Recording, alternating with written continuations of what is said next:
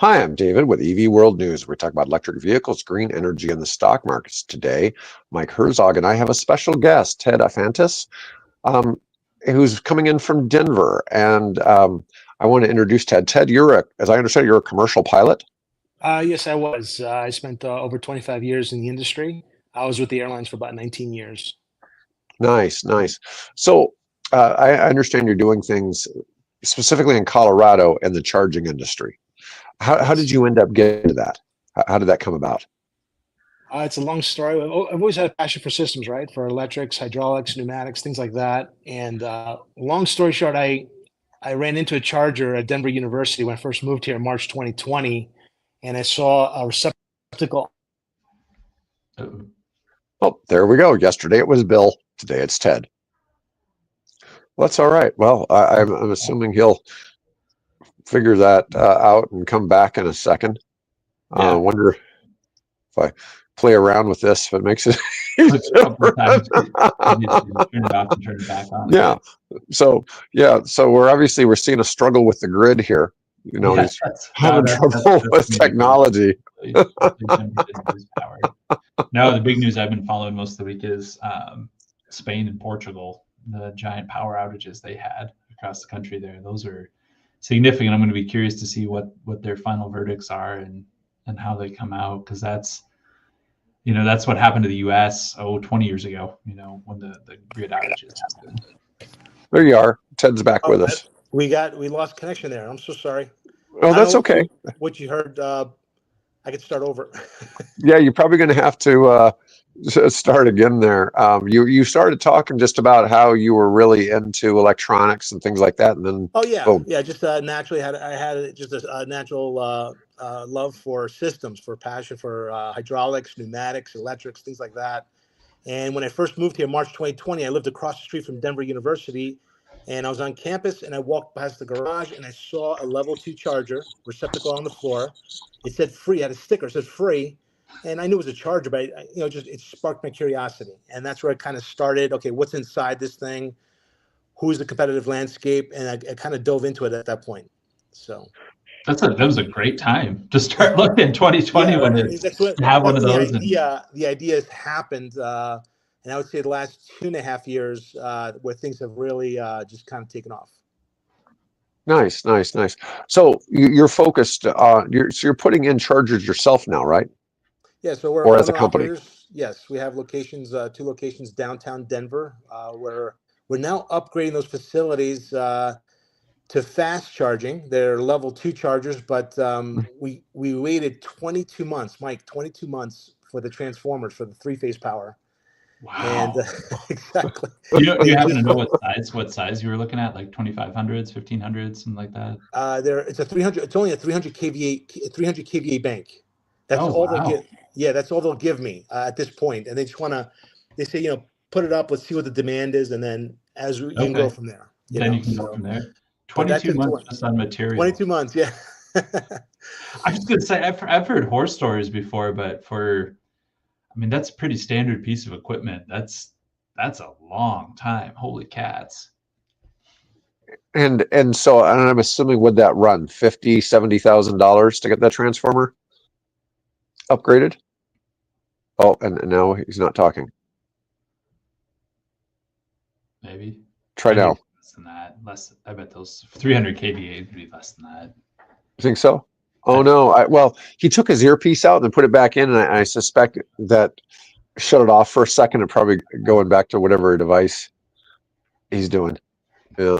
So we're having fun what with he's this. Highlighting though it's a major topic in anything grid related today. It's just supply chain. It is still a lot of things have caught back up, but just business items. New transformer, green box for your backyard, poles, anything with metal especially is just so hard to get. It's been a struggle. Mike, I do have a solution to the problem.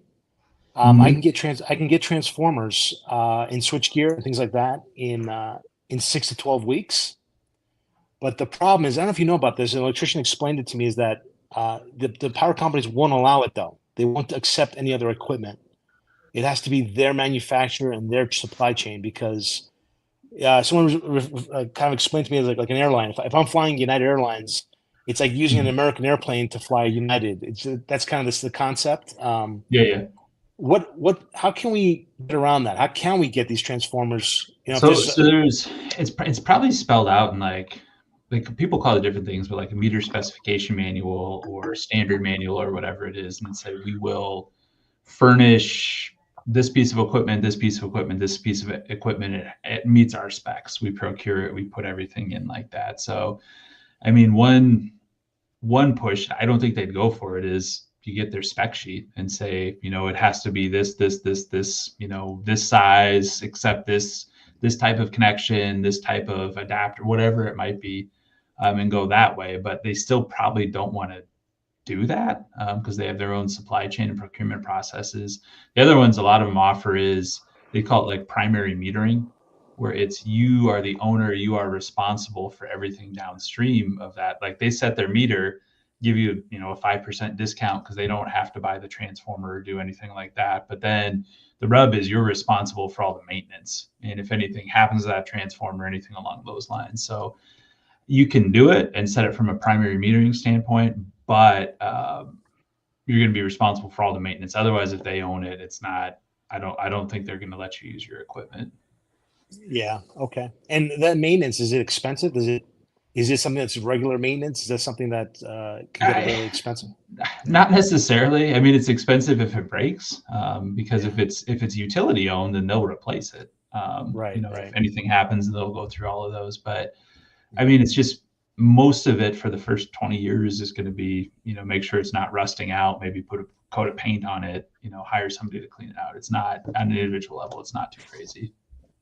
I see.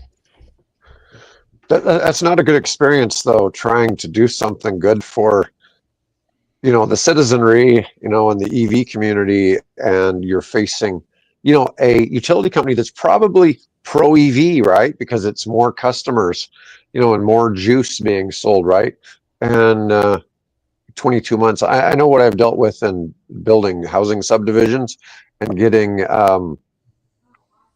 power to just a new subdivision. It can be really, you can wait for 6 months for them to start work, when you think that they should be able to get on it pretty quick.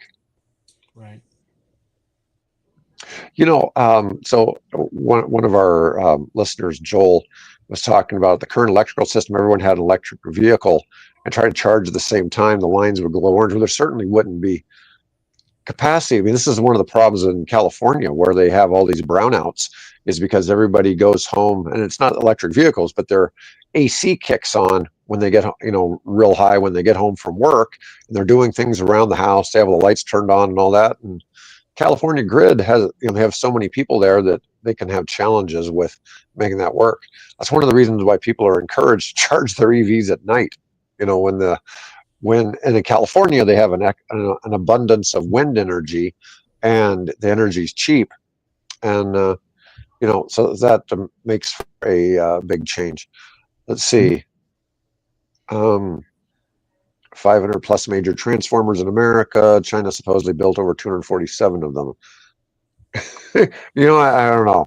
I don't know if it's that simple or not, that they could turn them off remotely. You do kind of. It's a different world than it was certainly 5 years ago or 10 years ago. But I always used to tell people they'd be worried. Oh, cybersecurity, it is always a risk. It is always trouble. But at the end of the day, those control rooms, transformers, everything like that, like there is a physical switch that somebody can go throw and say, connect to the outside world, don't talk to anybody else that's not in this room, like switch to that. So at the end of the day, there is kind of this fail safe of, you can run locally on everything. And yeah, going back to their previous of lines glowing orange and everything like that, hopefully in a well-functioning system, the circuit's going to trip way before that happens, because you're getting to the annealing point where it's going to melt and cause permanent damage. So we always want to try to prevent that from happening. And yes, electric vehicles, if not managed, could trip a line, blow a fuse or anything like that. But I agree with the air conditioning comment. They're not not too much bigger than an AC. It's just if the AC and both your EVs and your neighbor's AC and all the AVs are running,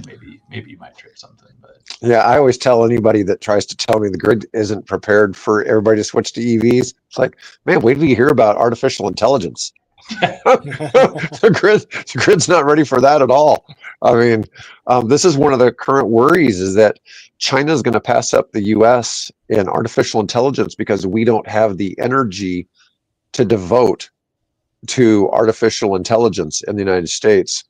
And China is like, hey, the people don't need air conditioning. We can run data centers. The data centers need air conditioning. Yeah, yeah. Okay. So it's kind of a different perspective.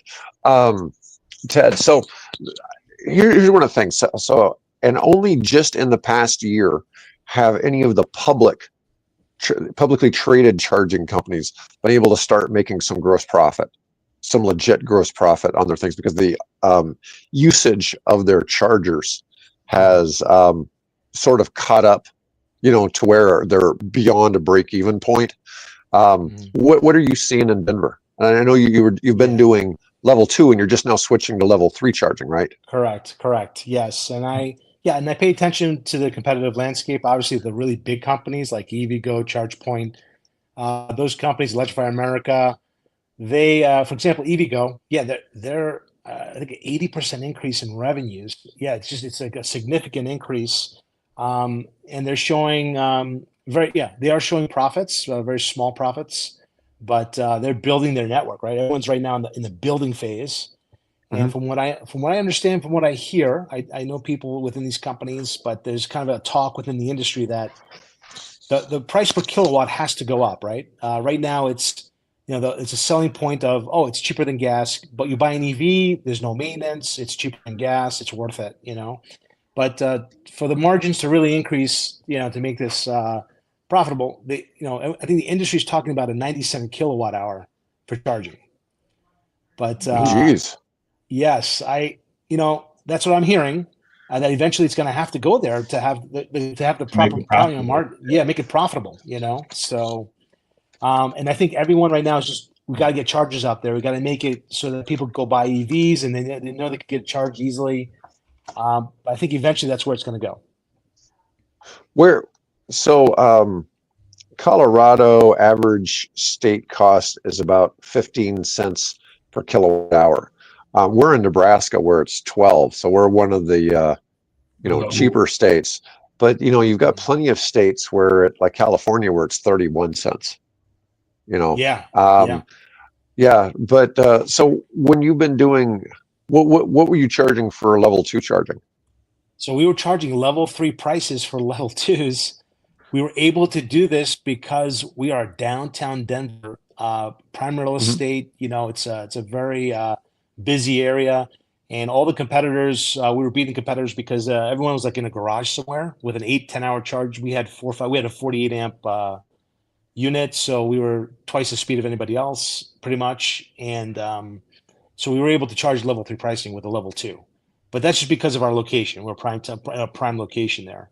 So are you on street charging then? Yes, on street. Yes, nice. We're in open parking lots. Open parking lots. Okay. Open parking lots. Yeah. But so that's what we were charging, and with our new level 3, so when we're upgrading to level 3, we're not gonna change price. We'll probably be about 60 cents a kilowatt. Once we get operational, we literally just got the power installed 2 weeks ago. So we're just in the process of line diagrams and things like that to get things going. So we're probably looking at a good 3-4 months before we get operational. Now, Joel, so he's, so let's say the retail price of electricity is 15 cents. I don't know what you're actually paying to do this, and if you're charging 60 cents, it doesn't matter whether it's level 2 or level 3, he's still just charging by the kilowatt hour. The people are using his service because they're going to be parked there for a while. They've got something, worth going and doing, and it's worth adding some juice to their battery. So it doesn't really, I wouldn't see a difference in the pricing if you were, doing publicly. Yeah, another thing, still a commodity. You're still paying a price for a unit of commodity when everything's said and done, and you just get it a little bit faster. So I don't. So, Well, David, also there's I'm sorry. There's also something very important to acknowledge is the demand charge, the peak time charge. Mhm. And what's unique about Colorado right now, and this could change at any moment, is that like in California, I don't know for sure, but I hear it's like $48 a kilowatt. You know, when they determine in a month, in a 30-day period, your demand charge. Like say you have 6 cars that pull up at 2 p.m. on a Saturday, and they take a snapshot and see that peak charge, and then they charge you per kilowatt, like $48. In Colorado, it's only $3. So yeah, the state is very progressive, and it's promoting EV charging for now, but that could change at any moment. The state could say, Is okay, that price unique to EVs for the demand charge? yes, That's for cool. That's cool. yes, exactly, yeah. yeah, well, Colorado is very pro EVs. I mean, you've got new and used cars. You've got amazing state rebates on top of the federal. I mean, I've seen some things where there was leases on like Fiat 500Es that were basically free. So you could basically drive the car with no payment for like 2 or 3 years. You had to put down a deposit, and that was pretty much it because the lease deal was so good on the car. So that was kind of crazy.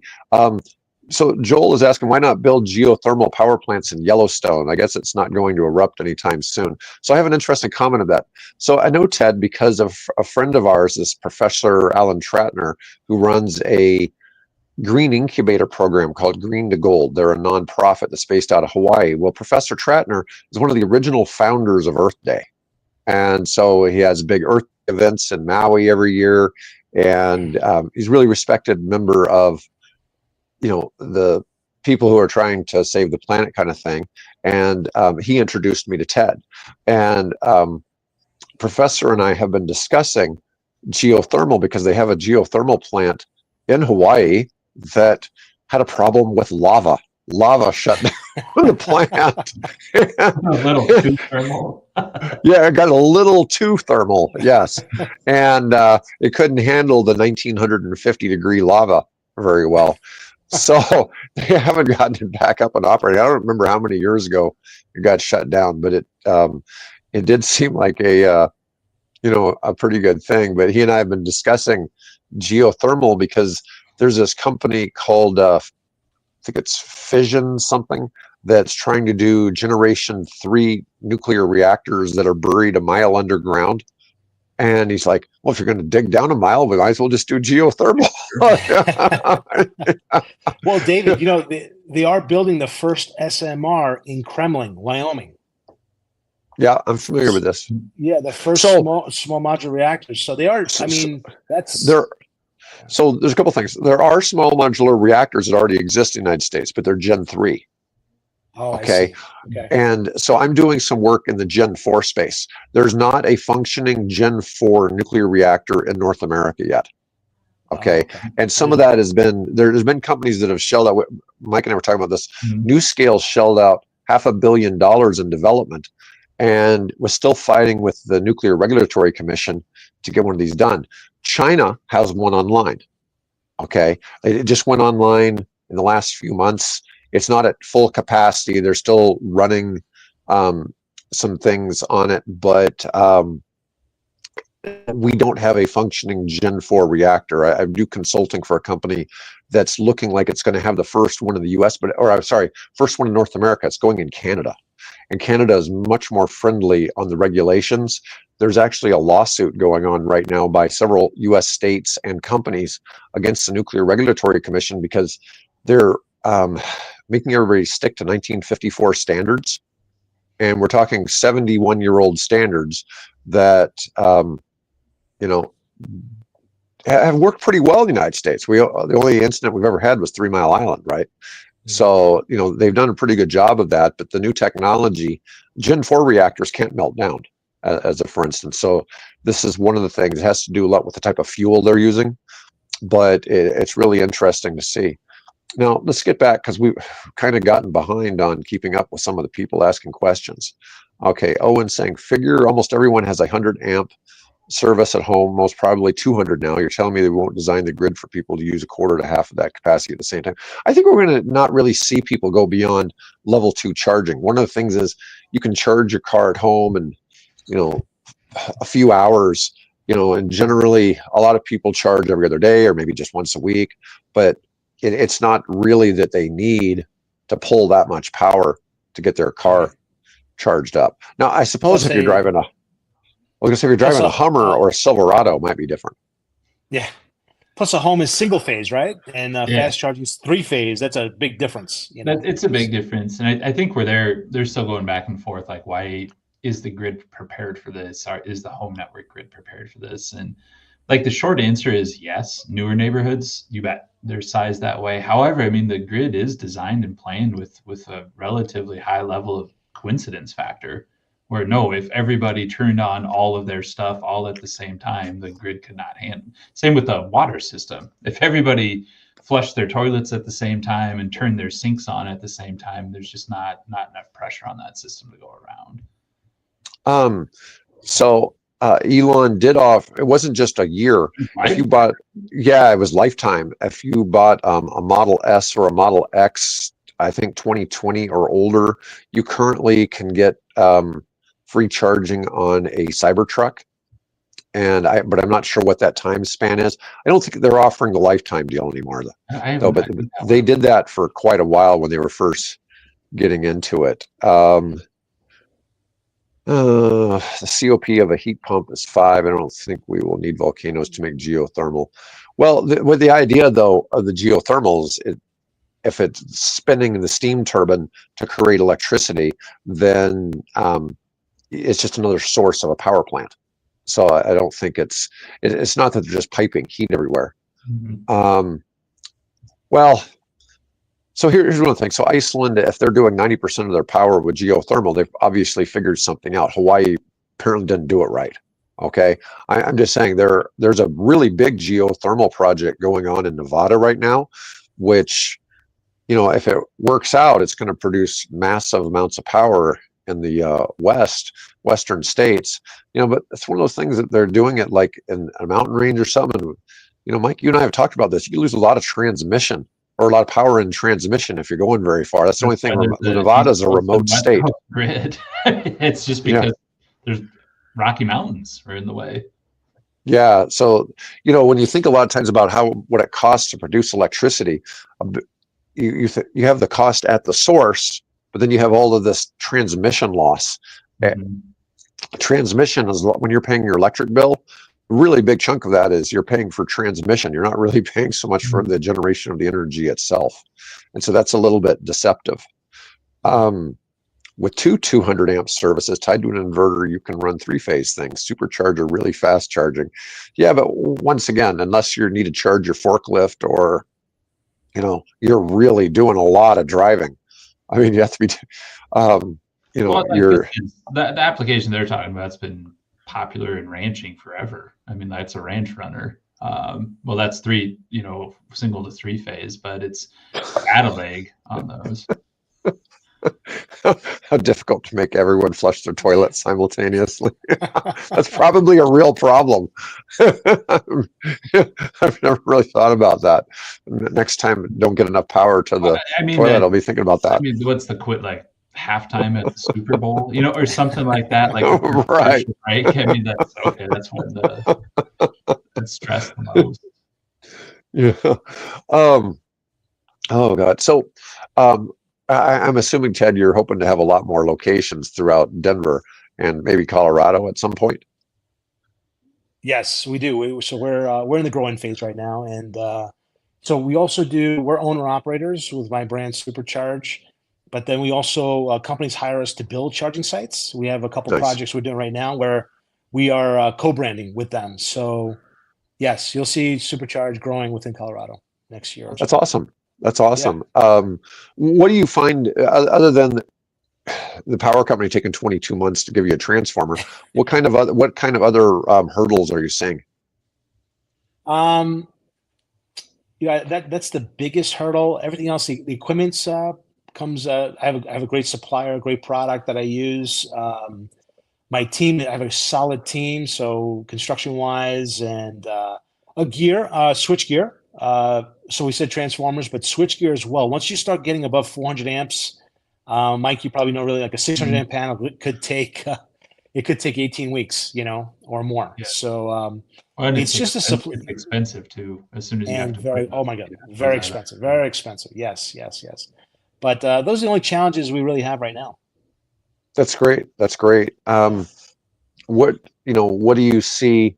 So I see all these different things with technology and the supercharging. Like Tesla's now doing what, 500 volt? They were at like 350 volt. They have 1,000 volt. The average Tesla charge is what, 250, I believe, 250 kW.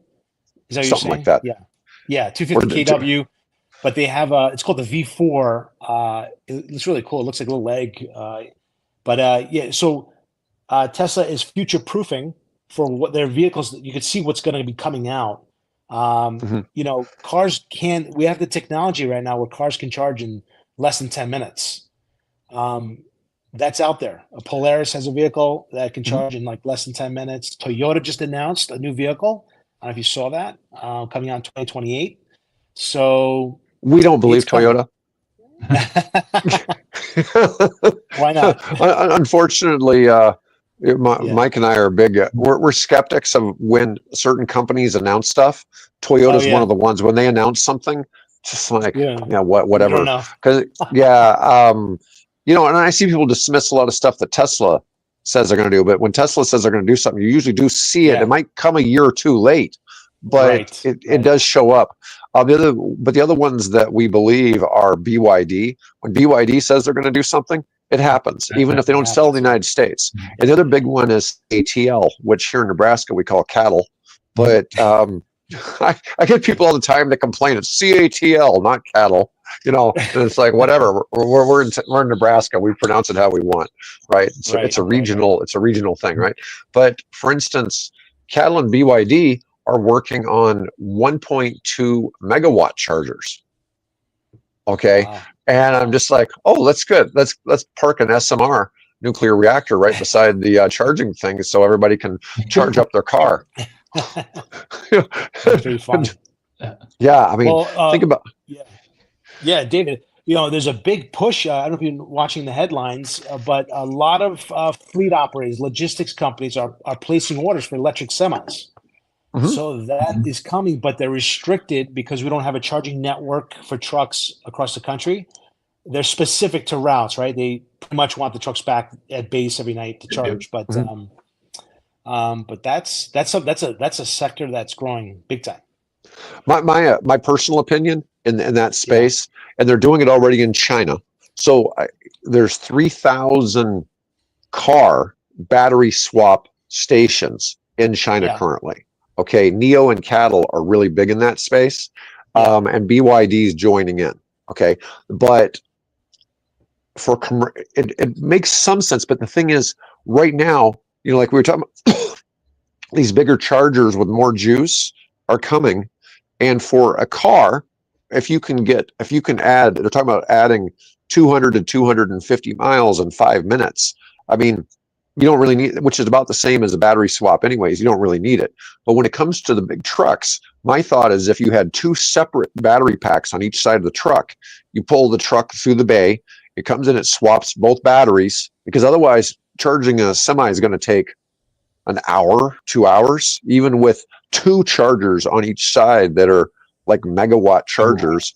It's going to take a while. So it'd make more sense to have them swapping out. And then those batteries are juicing up at the end of a chain of batteries, and they make all the semis take this, and a truck could be in and out in 5 minutes with fully charged batteries. And I think that's going to be the solution for trucking, but nobody's doing that in the States yet. This is only happening in China. But I think that's a better solution for big trucks, whereas, because waiting, now, one of the things is too, when you're dealing with the big trucks, you drive 5 hours, you got to take a break, right? And I think there's plenty of time that the driver has to be at a truck stop anyways, resting. right? So there shouldn't really be an issue with the batteries not lasting long enough compared to if you were doing over the road. But if you were like a team, so you had two drivers swapping off, that doesn't quite work. But yeah, so and we're getting more discussions here. Yeah, charging to 100% from 1% in 10 minutes. That's some major juice. Yeah, there's some issues there, but one of the things that comes in is a lot of these larger charging parks now are having solar and they're having battery backups to stabilize what's going on there at the site and to make that a little bit easier. Swapping batteries, take the risk getting a damaged battery. Well, here's the thing. These are automated facilities. It's kind of like an automatic car wash. So when you go in and you're having the battery done, you're not taking part of it, but the machine is swapping out the battery in the vehicle. I mean, it's not like propane where you go and, oh man, I just turned in the nice tank and got this real junky one that's quite, it's still very, very controlled. Yeah. And like I was saying, the batteries also, those ginormous batteries that would be on the trucks could be also load balancing the grid in that region too. 100%. At the same time. So I think it serves multiple purposes. While you were offline for a bit, Ted, Yes. Mike and I were talking about the news about Spain and Portugal. Well, if you start looking at if everybody had electric vehicles and they had V2G, vehicle to grid installed, they could have load balanced out that whole crisis. Right. But they're having problems kind of like, California maybe, Yeah. So there's definitely issues. That's a good example. Cordless tool batteries are extremely robust at swapping, which is constant. But anyways, it's interesting to kind of see how V2G. Now, do you anticipate, are any of these folks that you're helping with and co-branding with, are any of them doing battery storage as well so that they can load balance for the grid?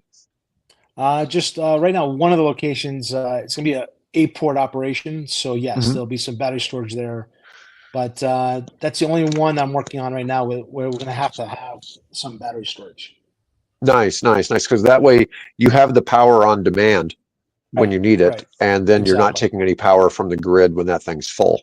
Exactly. Well, you guys have favorable rates, but that's balance your demand charges too. Exactly. Yeah. So it doesn't. It's exactly. But that could change. They could change that anytime. So it's best to be future proofed to be ready for that. So. No, absolutely. I've looked at some of these enormous charging parks that are starting to go in China. China's way ahead of us. They're probably 10 years ahead of the United States in the EV space. And there's a bunch of Scandinavian countries that are also 10 years ahead of us in the EV space. And so you see what's happening over in those places. And it's always funny. You always hear the stuff. It's like, oh, EVs don't work in the cold. It's like, well, why do they drive so much in Finland, Iceland, Norway, and Sweden? Yeah, it's like, tell it to them, or the Canadian taxi services that use Teslas. It's just, David, the key to that is it's just a software thing where they could precondition the batteries. So the batteries, that's all it is. Yeah. Yeah. I think most of our crowd and listeners is aware of that. It's just funny though, because I get, you get so many, we get a lot of haters. I'm really amazed at how many haters watch our content. And I'm pleased they do, because it, gives us more credit for views and all that. But sometimes we have some controversial topics, like when Ethiopia banned gas cars. That one, man, I think that's the most commented on broadcast we've ever had. But anyways, is there anything you're seeing as coming up in the space that you think is good to share? Yes. Something else I'm working on. It's called eVTOL, the all-electric flying aircraft, air taxis. Nice. So I've been working on that in the background the last 3 years, and discussions with the manufacturers and also with the city. I've at a high level with the city. I've gotten approval to operate like a first route from like downtown Denver to the airport. They want to see it Nice. operation. Yeah, they want to see it operational, and that's a significant capital raise, and that's where we are right now. We're in the funding raise to get that funded.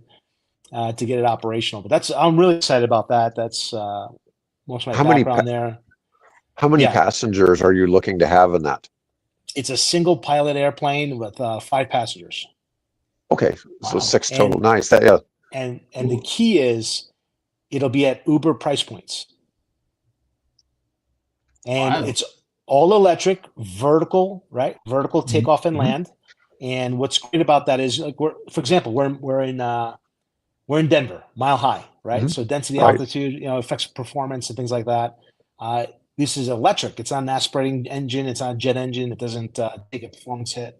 Aerodynamically, it does, but not by power. So, but it's exciting because this could eventually, we got a big problem here in Colorado with the mountain towns, right? How do we serve it? The population here the city is growing. There's so much going on, and what is the solution for the mountains? People want to go skiing. They want to come, they want to traverse back and forth to the mountains. This is another solution that can help in the future. Yeah, so I've talked on here many times about Joby and Archer, and there's Yeah. been a couple of others that didn't work out, but like Joby and Archer are doing all right. There's things going on, particularly in the Middle East, where they want to start doing taxi service with the eVTOLs, and that's it's just a really cool space to be in. It is. And what is the largest prototype you guys have put together so far? So I'm not a manufacturer, but the one manufacturer I'm working with is called Beta Technologies. Mhm. And you could Google that online, see what it looks like. So this aircraft has been operating with the DoD, the Army, Air Force for the last 4 years. So it's got operational integrity. They're working out some kinks. The range is getting better. The speed's getting better. They're working on a thermal application for it's called a FICI certification, flight into known icing. So like icing since it's like a thermal. Since it's an electric airplane, right? There's no engine with hot bleed air. It'll use electric thermal application to melt the ice on the wings. So Nice. yeah, great That's product. so- Yep. Yeah, that's nice. That's nice. Because we look at these before and applications, and one of the big ones, it's get your flight hours in, training, airport transfer's been one, but the mountains is new. I mean, and because you can visualize, it's choke points. There are only so many ways in and out, and as traffic grows and everything comes up, it's an alternate to that. So that's an application I hadn't heard before, but I like it. That's cool. Yeah, and it's one option, right? Like the city right now, their answer is I know they're extending the railways. They want to connect the railways. Right now, we have a train from downtown to Winter Park. They want to connect it to Steamboat and Vail and everywhere else. That's in the works. That's their solution right now. But this will be just something additional because there are some operational considerations in the mountains, right? The winds, the mountains getting up high enough that these are unpressurized vessels, so you need supplemental oxygen. So there's some challenges. Nice. Yeah, because you're getting up. I mean, would you be landing above 10,000 feet? In some cases, you can. It might be. Yeah, it might be. Like let's say you go to Leadville, right? Leadville's at 10,000. Okay. So yeah, but everywhere else, I think Eagle Airport is 8,000, and some other mountain towns, I'd say average 6,000 to 8,000 elevation.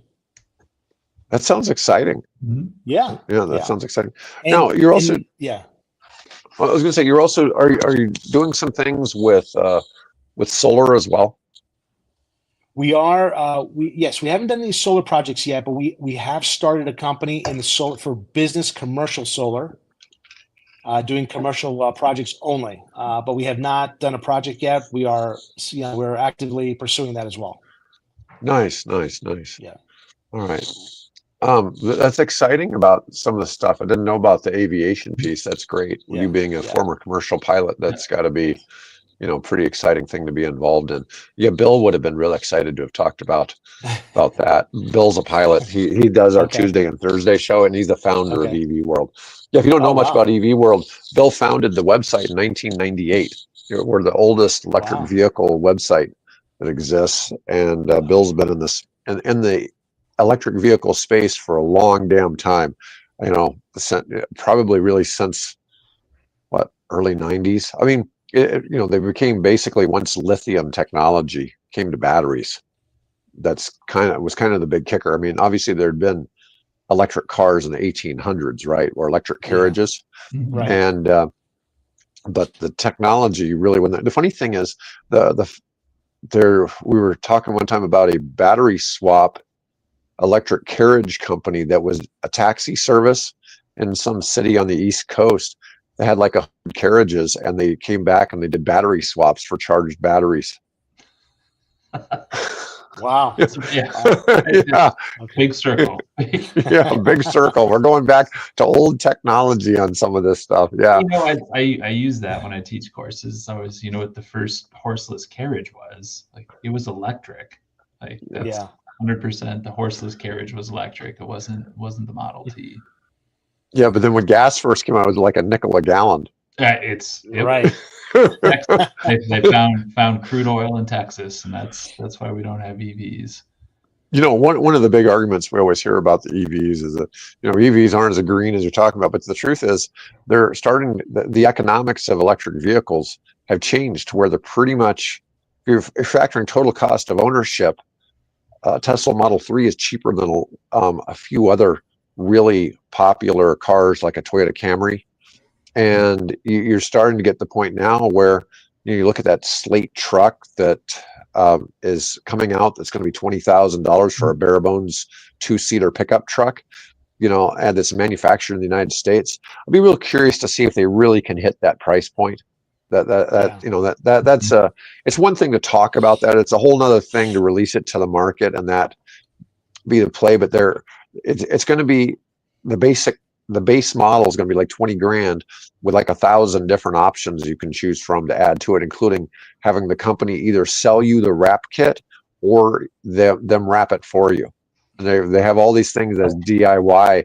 It's like, we're going to send you the truck and you want to add all these parts. We're going to send you all these parts. You can do it yourself.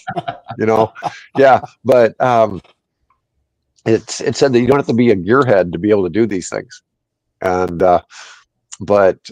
so we're starting to see the effect as lithium batteries keep plummeting in price. One of the big arguments I hear all the time is that an aircraft with all those batteries in it isn't going to fly because it's too heavy, right? And it's like, well, you don't have, you're not carrying thousands of pounds of fuel at the same time either, right? So, I'm curious, do you know what the battery pack in one of the eVTOLs weighs? Yes. Any thought? It's about 8,000 pounds. Damn. Roughly. Damn. Yeah, they're heavy. They're heavy, but it's think of the power you got to generate there. But what would be the weight of fuel if you were had similar capabilities in an aircraft? For something, if you're gonna go from like say Denver International to Eagle, you're probably if you're gonna take a 5-seat like a helicopter, let's say. I mean, you probably take 2,000 pounds of fuel, 1,500. Yeah, probably 1,500. So pretty good weight. Yeah. Just a matter of making the lift work, right? Exactly. Aerodynamics. Okay. Well, anyway. The high altitude, yeah. All right. Well, Ted, I want to thank you for coming on today. This has been an enjoyable chat, and it's something we hadn't actually, some things we hadn't ever really discussed much on here. You're not our first guest from Colorado. We had, Emporia Energy on here. Okay. Wow. They make level 2 chargers and other things. They're somewhere in Colorado. I can't remember what town, but we've had them on here before too. But anyways, I want to thank you, and Mike, as always, appreciate you coming on here. I'll be back tomorrow with Mr. Bill, and hope to see you guys on here tomorrow, same time.